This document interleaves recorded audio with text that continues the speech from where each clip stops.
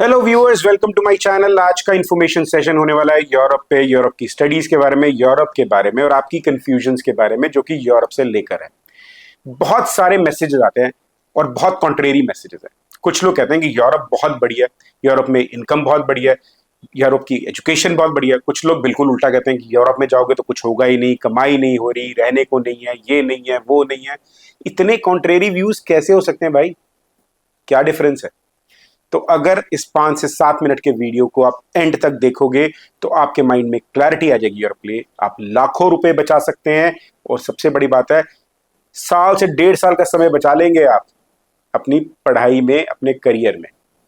Let's start. Europe, जैसे कि हम जानते ही हैं, यूरोप एक कोई कंट्री नहीं है। यूरोप को दो पार्ट में डिवाइड कर दीजिए अगर अपने इसको मेजरली देखना है। एक है ईस्टर्न यूरोप, एक है वेस्टर्न यूरोप। ईस्टर्न यूरोप की कंट्रीज हैं जैसे कि चेक रिपब्लिक हो गया, स्लोवाकिया हो गया, Hungary, Romania, Bulgaria, Ukraine, Belarus, Moldova, Lithuania, Latvia, Estonia, Serbia, Croatia. And western Europe की कंट्रीज हैं UK, Ireland, France, Germany, Netherland, Belgium, Luxembourg, Switzerland, Austria, Spain, Portugal, Italy, Denmark, Norway, Sweden, Finland, Iceland. तो अब आपने देखा कि कितना difference है इन दोनों कंट्रीज में। अब जब मैंने कंट्रीज के नाम लिए होंगे तो आपको समझ में आएगा कहां के लोग बोलते हैं कि यहां पर काम नहीं मिलता, कहां के लोग बोलते हैं काम मिलता है। मैं आपको एक डेटा देता हूं इसके ऊपर।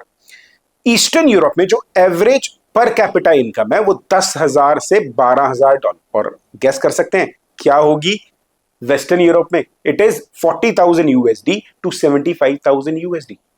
4 से 7 गुना ज्यादा कमाई होती है हर इंसान की। इसका क्या मतलब है कि वहां पर लाइफ का स्टैंडर्ड बहुत बढ़िया है, वहां पर कंपनीज ग्रो कर रही हैं और वही है एक्चुअल में यूरोप के फाइनेंशियल हब्स। वही चला रहे हैं पूरे यूरोप को। तो आपको समझ में आ गया जो कुछ लोग कहते हैं कि यूरोप में अच्छा नहीं है, वो सब ईस्टर्न यूरोपियन कंट्रीज में जाते हैं। उसका कारण ये होता है कि ईस्टर्न यूरोपीय कंट्रीज में लोग घुस जाते हैं इजिली। उनको लगता है कि हम चले जाएंगे तो शेंगन वीजा मिल जाएगा और हम वेस्टर्न यूरोपियन कंट्रीज में चलेंगे, वहां पर कमाई कर लेंगे। तो आपको पूरी जर्नी नहीं बताते। वो जब अपनी कोई कमेंट लिखते हैं या अपनी रील बनाते हैं, वो 1 मिनट में सिर्फ इतना ही बताते हैं कि हम फ्रस्ट्रेशन से भरे हुए हैं। तो अपनी जर्नी में लिए गए डिसीजंस नहीं बताते, वो अपनी जर्नी में की गई गलतियां नहीं बताते। तो अगर आप वेस्टर्न यूरोपियन कंट्रीज में जाना चाहते हैं, वहां पर पढ़ना चाहते हैं, तो अब उस पे आ जाते हैं। तो let's start the second part of this video, education in western Europe, जिसकी मैं मेजरली बात भी करना चाहता हूं। अब मैं यूरोप बोली वेस्टर्न यूरोप, अब समझ जाना कि मैं वेस्टर्न यूरोप की बात कर रहा हूं। दो तरीके की यूनिवर्सिटीज हैं, या तो प्राइवेट है या पब्लिक है। यहाँ पर एजुकेशन या तो लोकल लैंग्वेज में, यानी कि जर्मनी जाएंगे तो डच लैंग्वेज में पढ़ाई होगी, फ्रांस जाएंगे तो फ्रेंच में होगी, इटली जाएंगे तो इटालियन में होगी, और कुछ इंग्लिश टॉट प्रोग्राम्स भी होते हैं। तो मेजरली जो इंटरनेशनल बच्चा जाता है वो इंग्लिश टॉट प्रोग्राम्स में जाता है। अब क्या है कि बच्चा पब्लिक यूनिवर्सिटी ढूंढना चाहता है इसमें, क्योंकि पब्लिक यूनिवर्सिटीज की फीस बहुत ही कम है। यानी कि अगर आप देखें कि पब्लिक यूनिवर्सिटीज की फीस 1500 यूरो में रह जाती है साल की। 1500 यूरो का मतलब समझ रहे हैं आप? 1.5 से 2 लाख रुपए। यानी कि इतनी फीस जितनी आप यहाँ पे किसी सरकारी यूनिवर्सिटी में भर के पढ़ेंगे। और जो यूनिवर्सिटी होगी उसकी जो रैंकिंग होगी वो QS 500 में अबव होगी, यानी कि इंडिया के IIT और IIM के बराबर की रैंकिंग की यूनिवर्सिटी की बात कर रहा हूं मैं। अब यहां पर मेरे को हर बच्चा आके कहता है कि सर मुझे इंग्लिश टॉट प्रोग्राम चाहिए, मुझे चाहिए पब्लिक यूनिवर्सिटी में, और मेरा एडमिशन करवा दो। तो मैं बताना चाहता हूं कि मेरे बंधु, अगर आपको पब्लिक यूनिवर्सिटी में एडमिशन चाहिए और चाहिए आपको फुल स्कॉलरशिप के साथ, तो आप में वो कैपेबिलिटी भी तो होनी चाहिए। क्या आप यहां पर रह के IIT IIM निकाल सकते हो? क्योंकि IIT में तो 14 लाख बच्चे जाना चाह रहे हैं, IIM में 5 लाख बच्चे जाना चाह रहे हैं, सीटें 1000।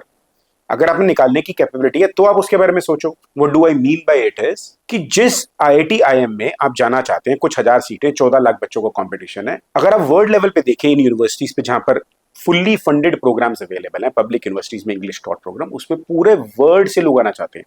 यहाँ कुछ लाखों में आपका कॉम्पिटिशन, वहां पे कुछ करोड़ों में है।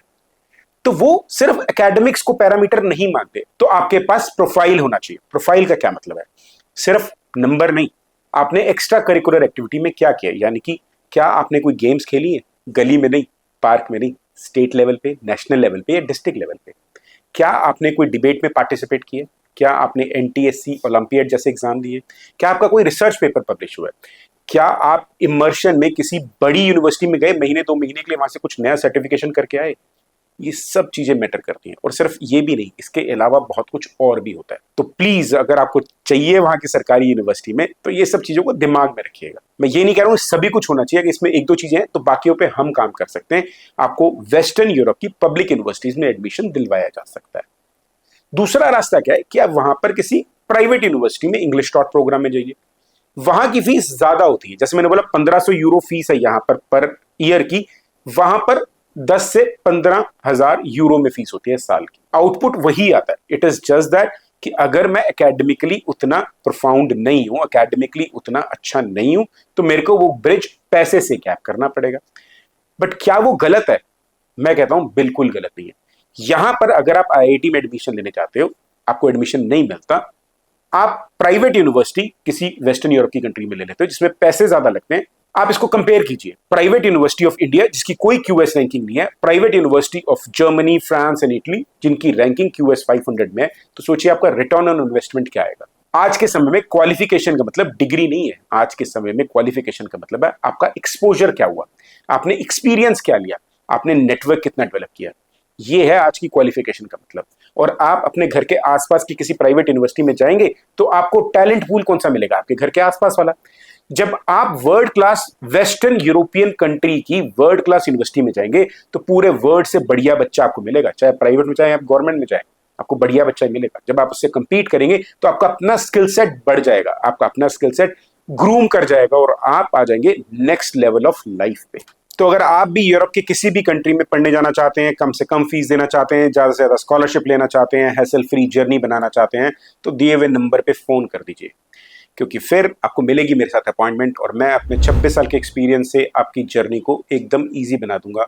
जैसे कि मैंने 27,000 से ज्यादा बच्चों की बनाई है। हम ministry of external affair approved हैं, मैं खुद मास्टर्स ऑफ साइकोलॉजी हूं। तो आपकी जो काउंसलिंग होगी, आपका जो प्रोसेस होगा, आपकी जो प्रोफाइल बिल्डिंग होगी, वो बिल्कुल ही नेक्स्ट लेवल होने वाली है। अगर आपके माइंड में कोई और भी डाउट है तो प्लीज कमेंट्स में डाल दीजिए, मैं उस पर भी वीडियो बनाऊंगा। और अगर आपको वीडियो अच्छा लगा हो तो किसी अपने के साथ, किसी जरूरतमंद के साथ प्लीज शेयर कीजिएगा, लाइक कीजिएगा इस वीडियो को और सब्सक्राइब कीजिएगा मेरा चैनल। Thank you.